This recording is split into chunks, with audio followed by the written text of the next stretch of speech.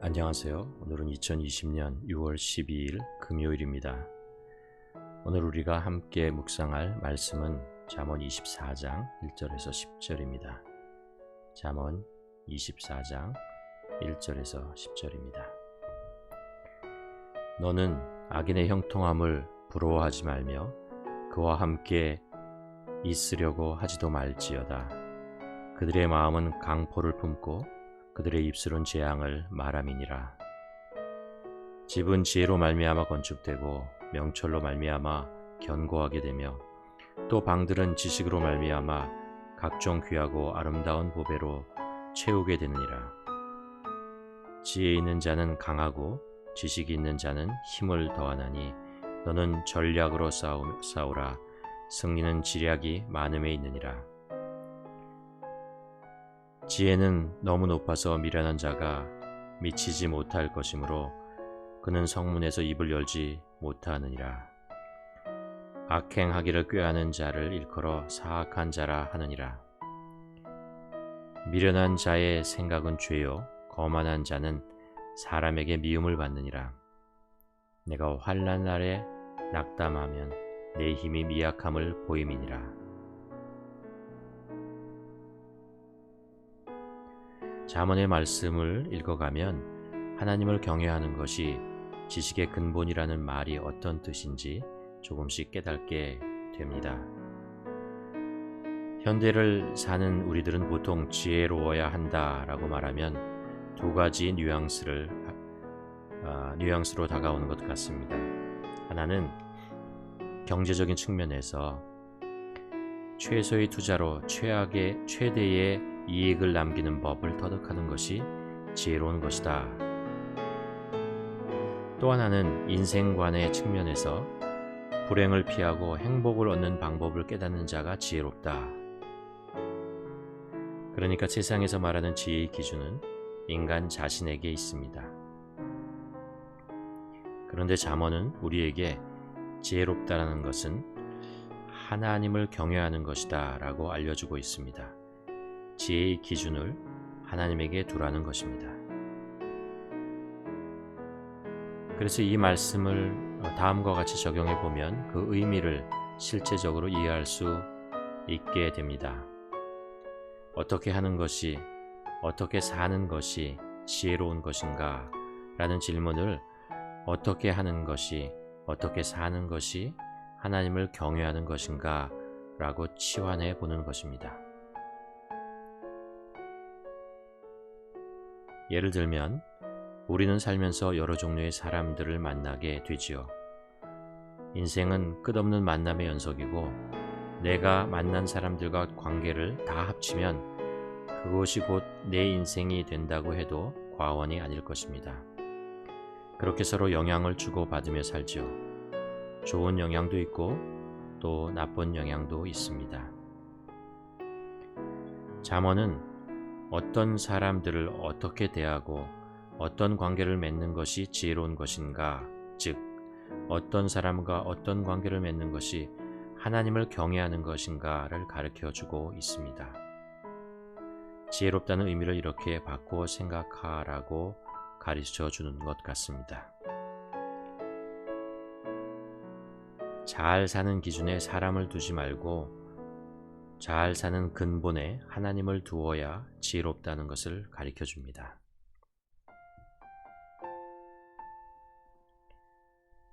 우리가 계속해서 잠언을 읽고 있는데 잠언 22장부터 24절에는 30가지 교훈을 나열하고 있습니다. 그것을 가만 보면 사람들을 어떻게 대하는 것이 지혜로운 것인지 알려줍니다.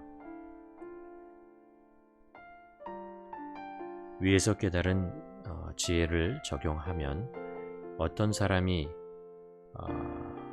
그의 주위에 있는 사람들과 어떤 관계를 맺는가를 보면 그 사람이 하나님을 경외하는 사람인지 아닌지를 알 수 있다는 것입니다. 어떤 사람의 입에서 나오는 말이 아니라 그 사람과 주위의 사람들과의 관계를 통해서 하나님을 경외하는 실체가 드러난다고 말할 수 있습니다.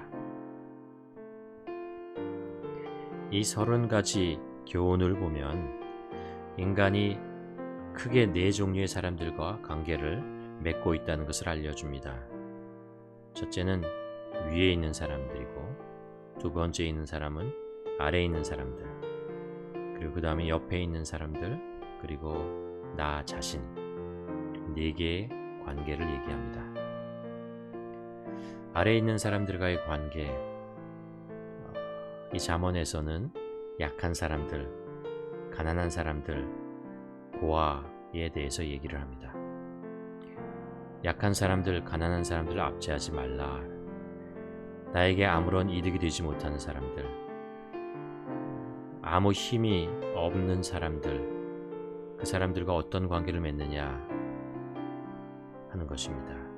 마태복음 25장 말씀이 생각나죠. 소자에게, 지극히 작은 자 한 사람에게 한 것이 곧 나에게 한 것이다 라고 예수님께서 말씀하셨습니다. 아무도 돌보지 않는 사람들, 소외된 사람들, 그냥 무시해버려도 되는 사람들, 나는 그 사람들에게 관심을 갖고 사는가 라는 것입니다. 그것이 결국 하나님을 경외하는 사람의 삶의 모습에서 나타난다는 것이죠.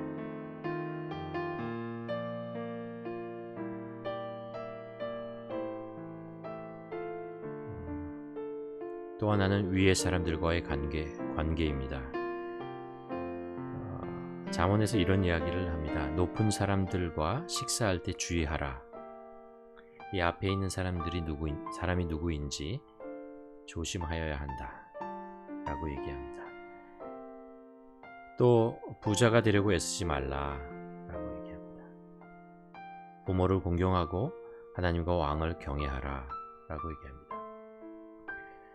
그러니까 내 위에 있는 사람들을 공경하되 때로 경계해야 한다 라고 얘기를 합니다. 위에 사람들에게 너무 잘 보이려고 입에 발린 말로 접근하는 것, 욕심을 갖는 것, 그것이 결코 좋지 않다라고 얘기합니다. 그러나 또한 윗사람들을 공경하고 또 존경해야 된다, 경외해야 된다 라는 이야기도 또 함께 하고 있는 것을 봅니다. 보통 우리나라 한국 가부장적인 상황 속에서 자란 우리나라 사람들은 권위에 대해서 부정적인 생각을 많이 가지고 있습니다. 실제적인 삶은 권위에 가까이 가려고 애를 쓰면서 그 심적으로 생각으로는 권위를 부정적으로 생각을 하죠. 우리가 권위에 대해서 부정적인 생각 속에 쌓여 있으면 신앙을 갖기가 참 어렵습니다. 하나님의 권위, 하나님의 주권, 이것을 인정하는 것이 참 어렵습니다. 어떻게 하면 우리가 윗사람들과 올바른 관계를 맺는가 라는 것들을 잠언에서 설명해 주고 있습니다. 세 번째는 나와 수평적인 관계에 있는 사람들과의 관계입니다.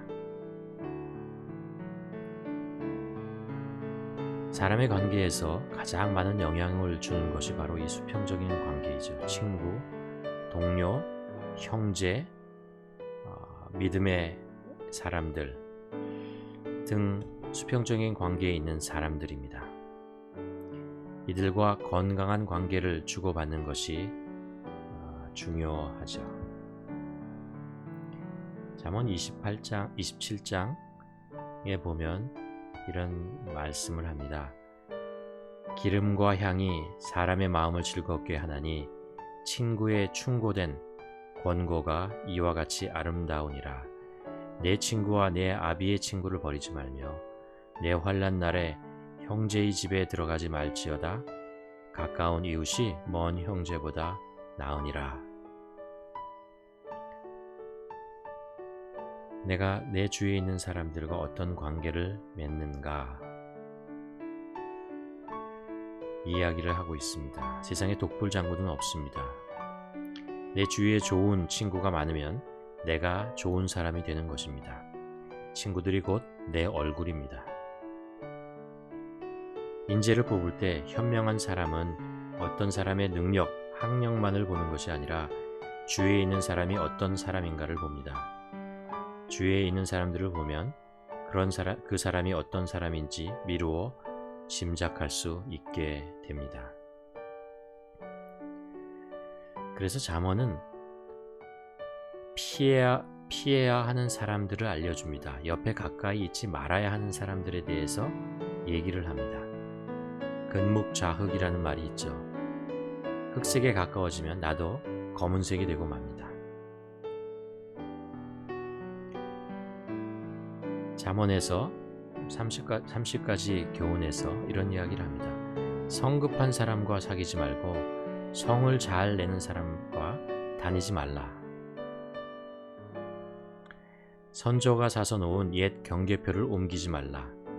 이야기는 약간 이해하기 어렵지만 옛날에는 땅을 정확하게 측량할 방법이 없었기 때문에 작은 돌이나 아니면 큰 돌을 가지고 내 땅 그리고 다른 사람의 땅에 경계를 세웠습니다. 그런데 어떤 사람은 밤이나 아무도 보지 않는 곳에 때에 몰래 와서 그 자신의 경계를 넓혀 놓는 것입니다. 이런 사람과 슬며시 자신의 이익을 챙기는 사람, 악한 사람, 욕심 많은 사람, 이런 사람과 관계하지 말라라는 것입니다.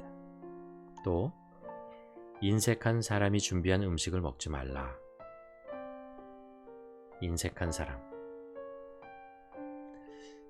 이런 사람들이 베푸는 호의는 조심해야 된다라는 이야기를 하고 있습니다. 또 미련한 사람을 가르치려고 하지 말라. 오히려 화를 당할 것이다. 미련한 사람은 누구입니까? 다른 사람의 훈계와 가르침과 이런 것을 들으려고 하지 않는 사람을 미련한 사람이라고 합니다. 또 술에 취하고 탐식하는 자, 게으른 자와 사귀지 말라라고 얘기합니다. 이런 사람들 가까이 두지 않는 것이 현명하고 지혜로운 것이다 라고 우리에게 가르쳐줍니다. 네 번째는 자기 자신과의 관계입니다. 30가지 교훈 중에서 자기 자신에 대한 교훈이 13가지로 가장 많습니다. 모든 관계 중에서 가장 중요하고 근본이 되는 것은 나 자신과의 관계입니다. 다른 어떤 관계보다 자기 자신의 관계를 중요시 여겨라. 다른 사람과 좋은 관계를 맺으려면 내 자신이 먼저 바로 서야 한다. 내가 건강해야 다른 사람과 건강한 관계를 맺을 수 있다. 이런 말씀을 하고 있는 것이죠.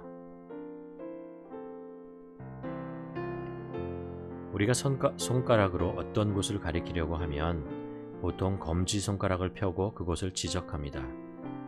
그런데 가만 보면 나머지 세 손가락, 중지, 약지, 새끼손가락은 자기 자신을 가리키게 됩니다.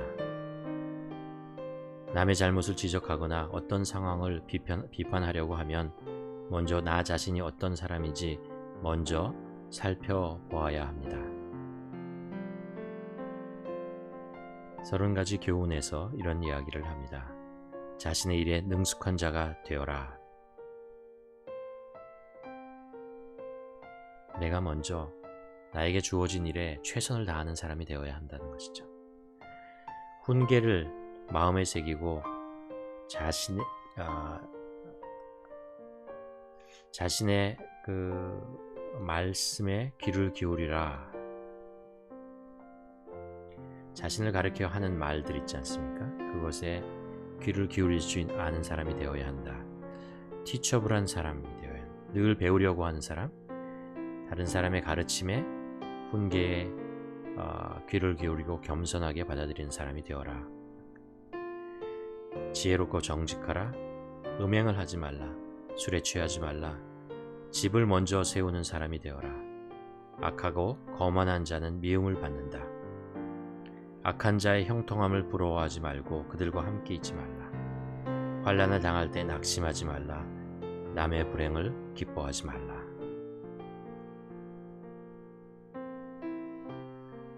나는 나 자신을 어떻게 돌보고 있는가? 나는 나 자신을 과 어떤 관계를 맺고 있는가?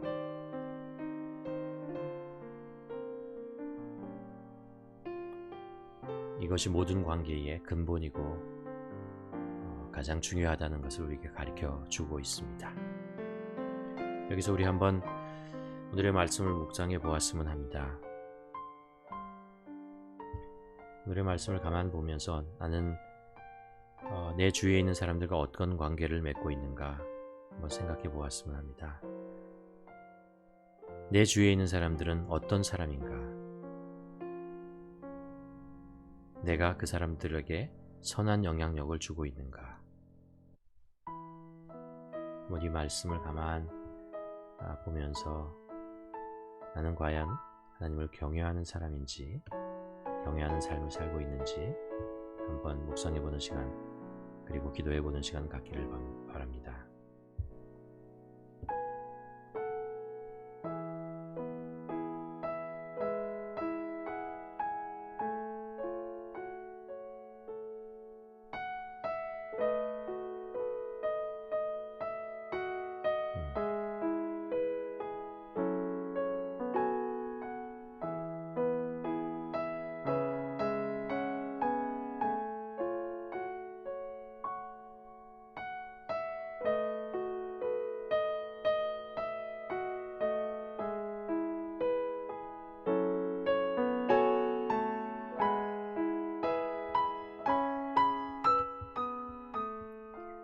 사랑의 하나님, 오늘 저희와 함께 하셔서 동행하시고 소통하여 주셔서 감사드립니다.